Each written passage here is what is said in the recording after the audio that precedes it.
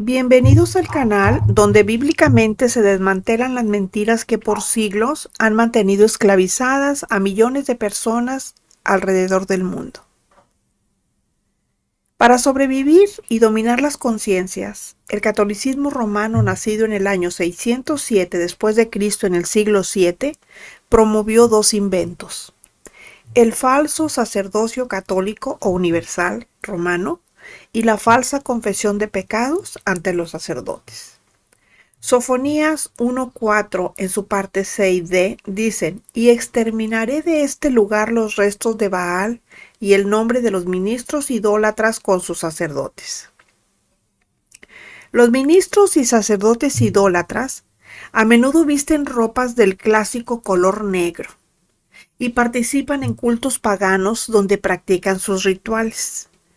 Son falsos sacerdotes que se caracterizan por su desobediencia a Dios, a la enseñanza y doctrinas falsas y a motivaciones destructivas, egoístas, codiciosas y maliciosas que para su propio beneficio ambicioso buscan devorar o perjudicar a los creyentes a quienes les desvían tras ellos. Hechos 20:29 dice: porque yo sé que después de mi partida entrarán en medio de ustedes lobos rapaces que no perdonarán al rebaño. Esta es una dura advertencia de Pablo sobre los execrables lobos rapaces que representan a quienes predican enseñanzas falsas y divisivas, ocultando con ello sus malas intenciones bajo una hipócrita apariencia de piedad. Esos falsos sacerdotes utilizan disfraces, carisma y buena verborrea, ocultando su naturaleza perniciosa para ganarse la confianza de los dormidos, porque están actuando deliberadamente por intereses personales, están actuando por poder, por ganancias injustas y están despedazando la fe y la unidad de sus seguidores. La forma de identificarlos obviamente no es por su apariencia de piedad, sino por sus frutos, es decir, sus acciones, su carácter moral y doctrina, que por no ser ordenados por Dios, obviamente no está alineada con la enseñanza bíblicamente cristiana. Por ello, el falso sacerdocio católico, o sea, universal romano, es totalmente opuesto a lo que enseña la Biblia en 1 de Pedro 2:9, que dice: mas vosotros sois linaje escogido, real sacerdocio, nación santa, pueblo adquirido por Dios, para que anuncien las virtudes de aquel que los llamó de las tinieblas a su luz admirable. Esto alude a todo fiel cristiano discípulo de Jesús. Está diciendo que es un sacerdote no mencionando ninguna otra clase de sacerdote aparte del que se les da a los discípulos que siguen y obedecen fielmente las enseñanzas de Cristo. Ahora, ¿por qué se les reconoce como discípulos? Hechos 11:26 dice: y se congregaron allí todo un año con la iglesia y enseñaron a mucha gente, y a los discípulos se les llamó cristianos por primera vez. Este pasaje narra la consolidación de la iglesia en Antioquía, donde se destaca el primer uso del término cristianos. Ese término se aplicaba a los seguidores discípulos de Jesús y con ello estaban marcando una identidad propia basada en la gracia, la enseñanza constante y la expansión del evangelio más allá de Judea. ¿Se acuerdan cuando el Señor en Hechos les dijo: me serán testigos en Judea, en Samaria y hasta lo último de la tierra? Bueno, eso es lo que ya ellos empezaban a cumplir. El pasaje destaca la madurez de la iglesia gentil, que se convirtió en un centro misionero crucial para el evangelio. ¿Se fijan ustedes lo importante que es saber que se les llamó discípulos? Y no fue solo porque crecieron en número, sino porque eran gente madura, que creía en el evangelio y que lo aplicaban en sus vidas. Y con sus hechos ellos daban a saber que eran cristianos. Y solo a través de un año entero de enseñanza intensiva que les fue impartido el evangelio. ¿Cuántos de nosotros seguimos en pañales a pesar de los años que tenemos en el Evangelio?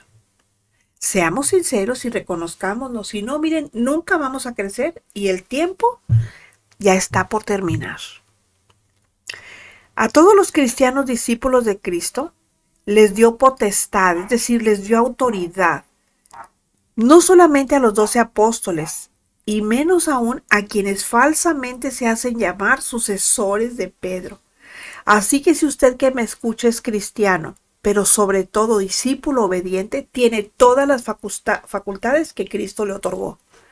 Aquí lo que sucede es que los sacerdotes católicos se atribuyeron exclusivamente para ellos las potestades y privilegios dados por Cristo a sus discípulos, no a los discípulos del papado.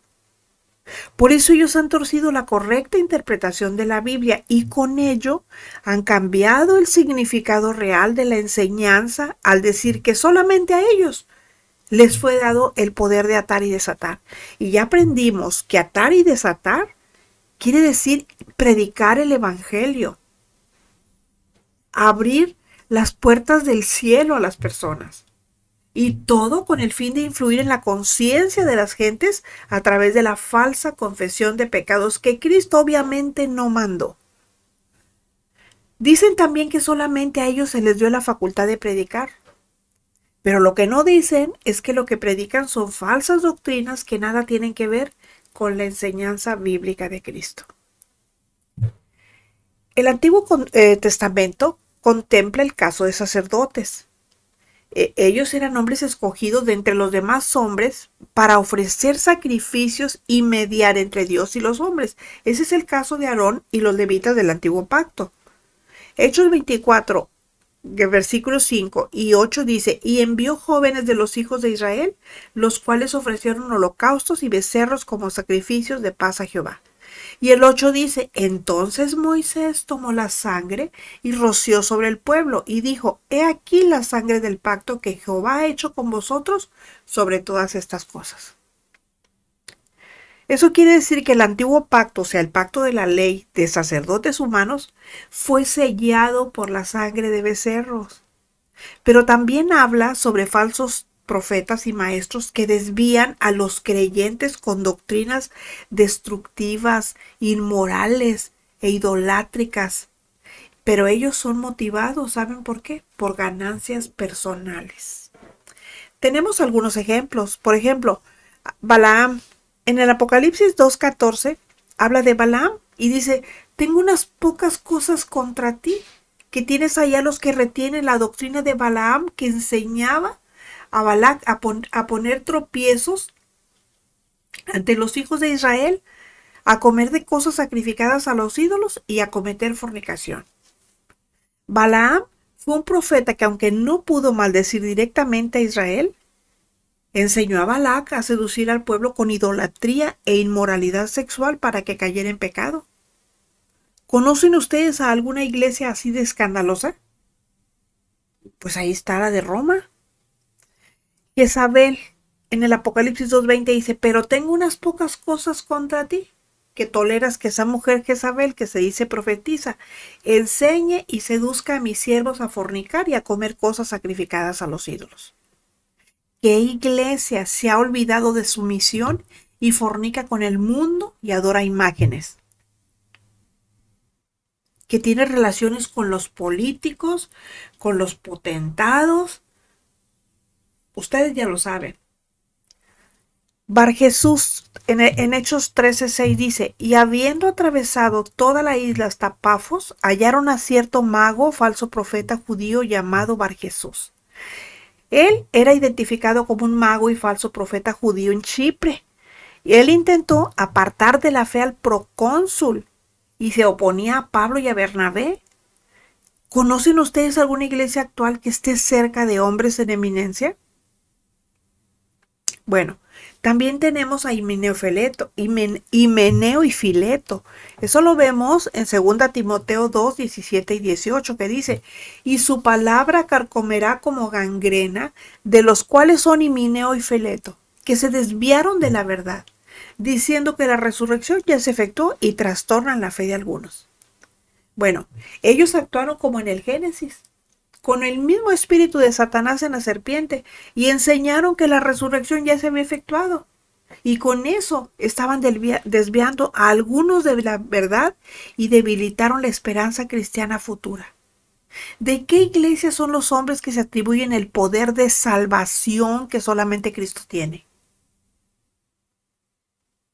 Yo creo que esa pregunta se contesta sola.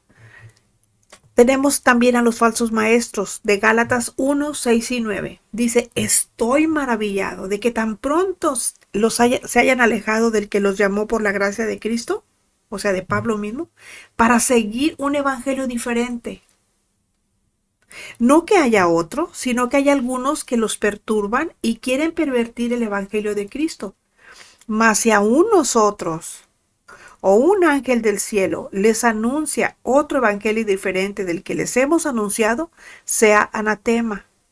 Como antes hemos dicho, también ahora lo repito, si alguno les predica diferente evangelio del que han recibido, sea anatema, o sea, sea maldito. Ellos eran personas que pervertían las verdades del evangelio, enseñando que los gentiles debían circuncidarse y que debían seguir la ley mosaica para ser salvos. Y con eso estaban añadiendo obras a la gracia.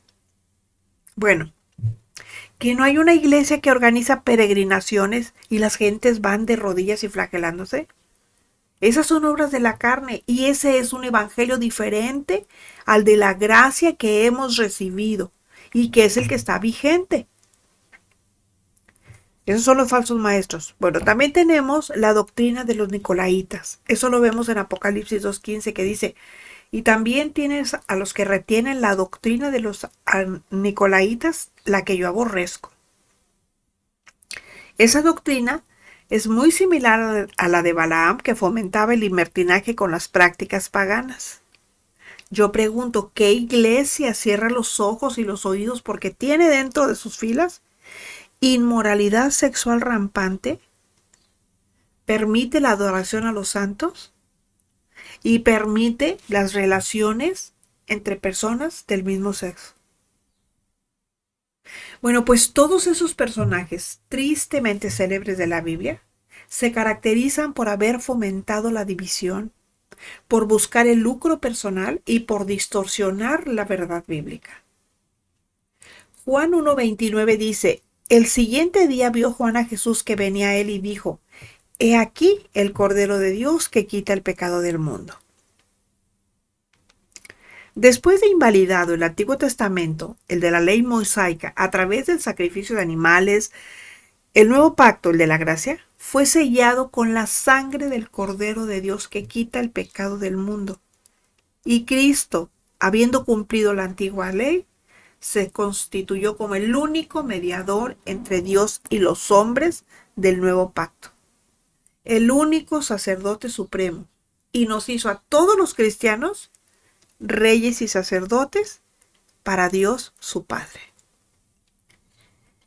Hebreos 10 al 12 dice, en esa voluntad somos santificados mediante la ofrenda del cuerpo de Jesucristo hecha una vez para siempre. Y ciertamente todo sacerdote está día tras día ministrando y ofreciendo muchas veces los mismos sacrificios que nunca pueden quitar los pecados. Pero Cristo, habiendo ofrecido una vez para siempre un solo sacrificio por los pecados, se ha sentado a la diestra de Dios. ¿Qué dice Primera de Pedro 2, 9 y 10? Dice, mas a ustedes son linaje escogido, real sacerdocio, nación santa, pueblo adquirido por Dios, para que anuncien las virtudes de aquel que los llamó de las tinieblas a su luz admirable. Ustedes que en otro tiempo no eran pueblo, pero que ahora son pueblo de Dios, que en otro tiempo no habían alcanzado misericordia, pero ahora han alcanzado misericordia. Y Apocalipsis 1, 5 y 6 lo corrobora, dice, y de Jesucristo el testigo fiel, el primogénito de los muertos y el soberano de los reyes de la tierra, al que nos amó y nos lavó de nuestros pecados con su sangre y nos hizo reyes y sacerdotes para Dios su Padre. A él sea gloria e imperio por los siglos de los siglos. Amén.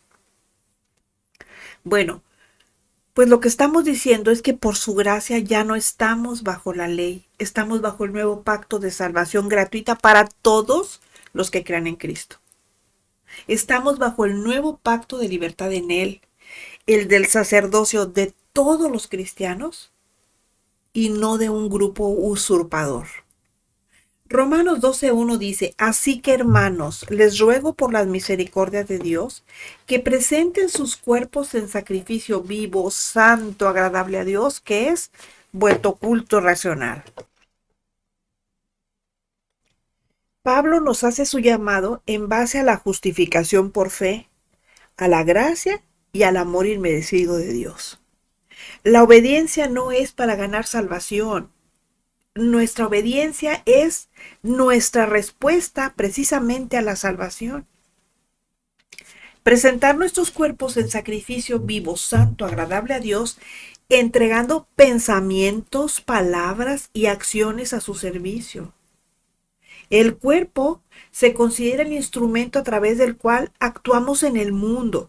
Y a diferencia del Antiguo Testamento, donde los sacrificios eran animales muertos, el cristiano ofrece su vida diaria y continua en una dedicación total que no para y es para la obra de Dios. Hacerlo en culto racional es entregarnos a Dios como la respuesta más lógica, sensata y razonable ante la inmensa gracia que hemos recibido. El objetivo es que vivamos de manera que lo agrade a Él. Eso está íntimamente ligado a nuestra transformación interna. Pero hay algo más. Este versículo marca la transición de la teología de los capítulos 1 al 11 a la práctica de la vida cristiana en los capítulos del 12 al 16. O sea, los primeros 11 capítulos eran pura teología. Pero ya del 12 al 16, allí ya nos dice cómo vivir la vida prácticamente cristiana, haciéndonos un llamado a la adoración práctica diaria. Todos los días, todos los días, todos los días. Entonces, si todos los cristianos somos sacerdotes, todos los cristianos también debemos ofrecer un solo sacrificio. ¿Y cuál es ese sacrificio? Presentar nuestro espíritu, alma y cuerpo en sacrificios vivo, santo, agradable a Dios. Eso es lo que tenemos que hacer. Hebreos 9, del 15 al 17 dice, así que por eso es mediador de un nuevo pacto, o testamento pues, para que interviniendo muerte para la remisión de las transgresiones que había bajo el primer pacto, los llamados reciban la promesa de la herencia eterna. Porque donde hay testamento o pacto, es necesario que intervenga muerte del testador, porque el testamento con la muerte se confirma, pues no es válido entre tanto que el testador vive. Y eso se da hasta en la vida civil. Nosotros no podemos heredar a nuestros hijos, no podemos darles un testamento a que lo abran porque no hemos muerto, necesitamos morir. Y aunque se haya hecho un testamento, se tiene que hacer un juicio sucesorio testamentario. No es nada más así de hacerlo así, nada más, no, pues ya es mío, ya tomo posesión. No, hay que hacerlo legalmente. Así es nosotros, bajo el nuevo pacto, además de la sangre de nuestro Señor Jesucristo, la Biblia no presenta otro sacerdotado distinto al de todos los cristianos. Y actualmente el único sumo sacerdote o mediador del nuevo pacto es Cristo mismo. Y les voy a decir algo. Él no tiene vicarios en la tierra. ¿Qué es un vicario? Es un representante suyo. Él no tiene representantes en la tierra. No dijo, a ver, tú fulanita, tú vas a ser mi representante. A ver, tú sutanito, tú ensotanadito, tú vas a ser mi representante. Eso no dijo. Todos lo representamos de alguna manera en nuestro diario vivir. Por eso el Papa, obispo, supuesto universal, ¿verdad? Que se hace llamar representante de Cristo en la tierra. Otro Cristo, vicario del Hijo de Dios, que se asume blasfemamente como el sumo sacerdote o sumo pontífice. Esos son títulos que no le pertenecen a Cristo y no a algún pecador mortal. La Biblia no menciona ningún sumo pontífice en la persona de un hombre, tampoco un sacerdocio distinto al de todos los cristianos. Miren, en la Biblia no existen ni papa, ni sacerdotes católicos romanos u otros Cristos. No existen en la Biblia. Más que para hablar de que se iban a presentar otros Cristos como impostores del Hijo de Dios. Eso es de lo que habla la Biblia. El antiguo sacerdocio en hombres como Aarón y los levitas, que eran los mediadores entre Dios y los hombres, fue abolido por Cristo, quien se constituyó, como enseña 1 Timoteo 2:5, dice, porque hay un solo Dios y un solo mediador entre Dios y los hombres, Jesucristo hombre. Jesucristo se constituyó en el mediador entre Dios y nosotros. Hebreos 7:22-28 dice, por tanto, Jesús es hecho fiador de un mejor pacto, y los otros sacerdotes llegaron a ser muchos debido a que por la muerte no podían continuar. Mas este, por cuanto permanece para siempre, tiene un sacerdocio inmutable, o sea, no cambia. Por lo cual puede también salvar perpetuamente a los que por él se acercan a Dios, viviendo siempre para interceder por ellos. O sea, ¿quién es el único que puede interceder? Jesucristo. Dice, porque tal sumo sacerdote nos convenía. Él era santo, inocente, sin mancha, apartado de los pecadores. Yo quisiera saber si esos que andan ahí vestidos con sotanas son santos, son inocentes, sí como no, son sin mancha. Pues no lo creo. Apartado de los pecadores tampoco. Y Jesucristo sí fue, y fue hecho más sublime que los cielos, que no tiene necesidad cada día como aquellos sumos sacerdotes de ofrecer primero sacrificios por sus propios pecados y luego por los del pueblo.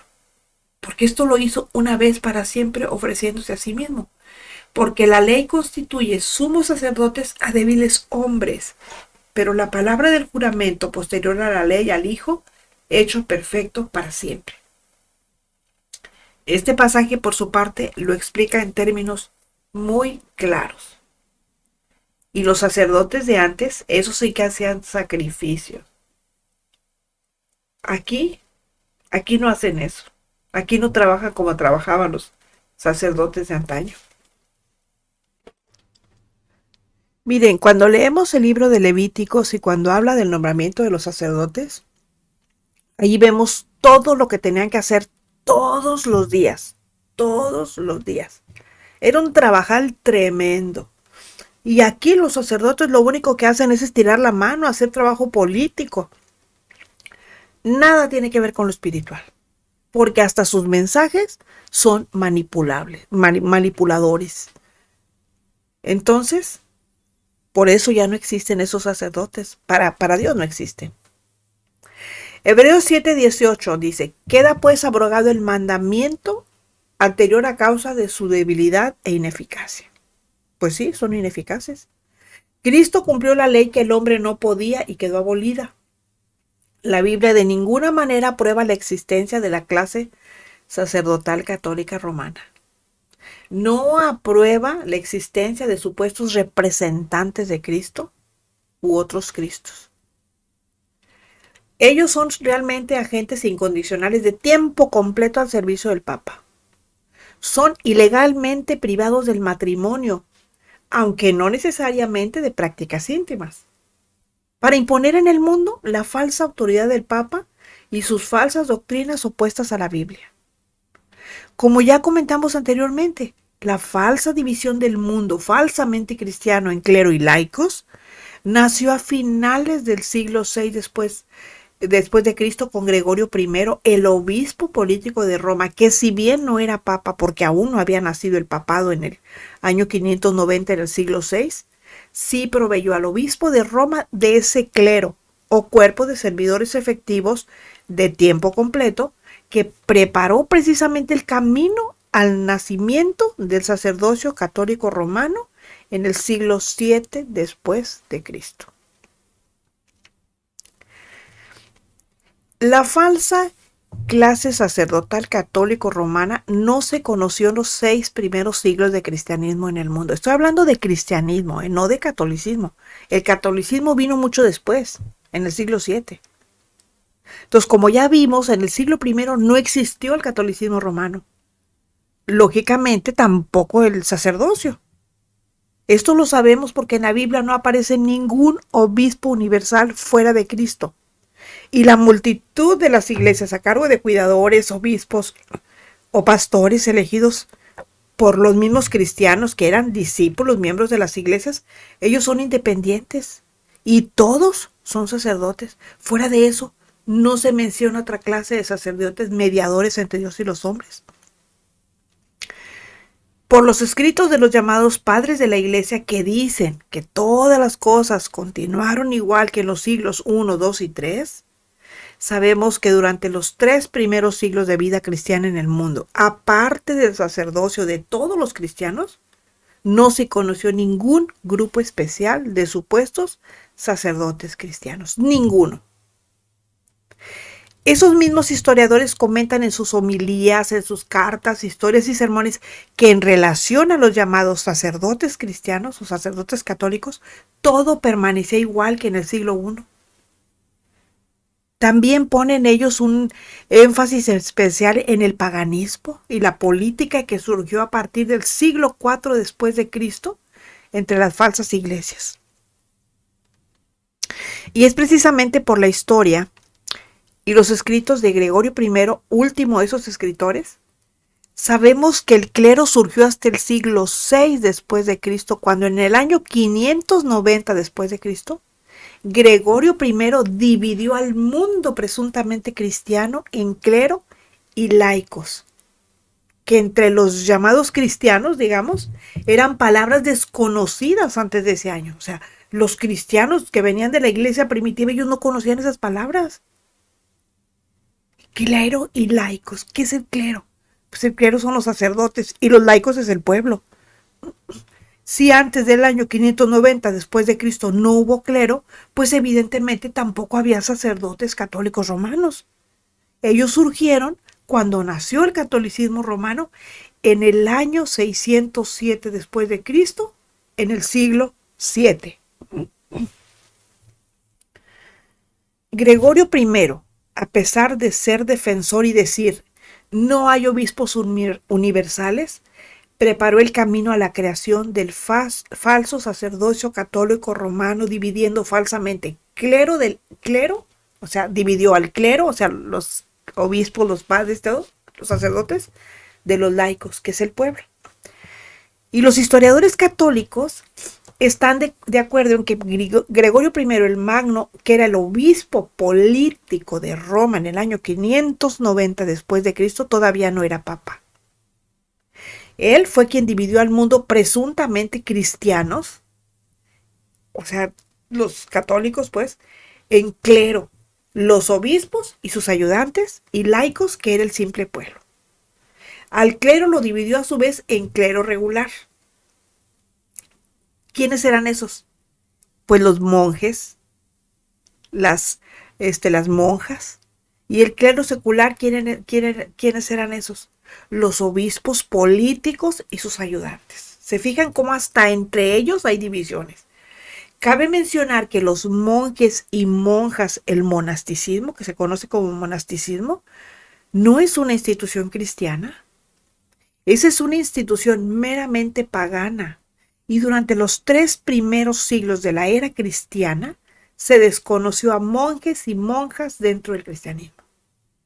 Por cierto, el primer monje presumiblemente cristiano fue Antonio de Tebaida en el siglo IV después de Cristo. Cuando Gregorio I crea la falsa división en clero y laicos de los conocidos como cristianos, hizo separación entre los falsos cristianos y los fieles, que formaban un solo cuerpo de sacerdotes de Dios. Y cada uno de ellos, aunque con distintas funciones, tenían como cabeza a Cristo mismo. Tenemos en Romanos 12, 4 y 5 que dice, porque de la manera que en un cuerpo tenemos muchos miembros, pero no todos los miembros tienen la misma función, Así nosotros, siendo muchos, somos un cuerpo en Cristo y todos miembros los unos de los otros. Y Efesios 5:23 también dice, porque el marido es cabeza de la mujer, y así como Cristo es cabeza de la iglesia, la cual es su cuerpo y él es su salvador. Primera de Pedro 2:5, ustedes también como piedras vivas son edificados como casa espiritual y sacerdocio santo para ofrecer sacrificios espirituales aceptables a Dios por medio de Jesucristo. Y Apocalipsis 1:5 y 6 dice, y de Jesucristo el testigo fiel, el primogénito de los muertos, el soberano de los reyes de la tierra, al que nos amó y nos lavó de nuestros pecados con su sangre y nos hizo reyes y sacerdotes para Dios su Padre, a él sea gloria e imperio por los siglos de los siglos. Amén. O sea, todos tenían como cabeza a Cristo. Cuando nació el catolicismo romano en el siglo VII después de Cristo, como ya se mencionó anteriormente, el clero secular, que ese no es emanado de la Biblia, obviamente, ese salido del corazón corrupto del hombre, se convirtió en sacerdotado católico romano. Se perfeccionó, digamos, y se hizo fuerte en tiempos de Carlomagno y después del Concilio Lateranense en 1215 después de Cristo. James Harvey Robinson, en su History of Western Europe, en las páginas 56 a las 59, habla de Gregorio I y agrega: algunos lo consideran como creador del monasticismo por la protección que dio a los monjes, a quienes llamó clero regular, por los grandes servicios que por ser célibes, o sea, solteros pues, y yo agrego aquí, pero no incontinentes, le prestaban al estar a su servicio de tiempo completo. Pero no es así. Y refiriéndose a los obispos y sus ayudantes que servían a Gregorio I como clero secular, dice: este estaba compuesto de obispos casados que, como Roma era la capital del imperio y solo por eso reconocían al obispo de Roma como superior, ya que en el año 590 después de Cristo todavía no existía ningún obispo supuesto universal de Roma. ¿Se fijan? O sea, al clero regular, él los llamaba célibes, solteros, y estaban a su servicio. Pero resulta que esos célibes y solteros no eran incontinentes, no tenían ese don. Pero sí lo servían de tiempo completo. Y los otros no, los otros, estaba casado estaba compuesto de obispos casados. Y que como Roma era la capital del imperio, pues los reconocían al obispo de Roma como superior, pero solamente por eso. Gregorio I, creador del clero en 590 después de Cristo, era objeto de adoración igual que lo fue el emperador romano y los papas actuales. El mismo historiador James Harvey Robinson afirma que cuando Gregorio I creó la distinción entre clero y laicos, quizás involuntariamente, convirtió su figura en un objeto de culto y adoración, igual que lo había hecho el emperador romano, a quien se le rendía culto de adoración. ¿Saben cómo? Besándole los pies y arrodillándose frente a su presencia. Eso lo podemos ver en las páginas 10 y 59 de su History of Western Europe. O sea, historia de Europa Occidental, pues, eso es lo que se llama, así es como se llama el libro en español. Por esta actitud de Gregorio I, no obstante que afirmó que no hay obispos universales en la persona de un hombre, y haber dividido a los llamados cristianos en clero y laicos, ¿saben lo que hizo? Preparó el terreno para la aparición de Bonifacio III. Ya habíamos hablado anteriormente de él. ¿Y saben quién era Bonifacio III? ¿Quién fue? El primer papa, en el año 607 después de Cristo, en el siglo VII.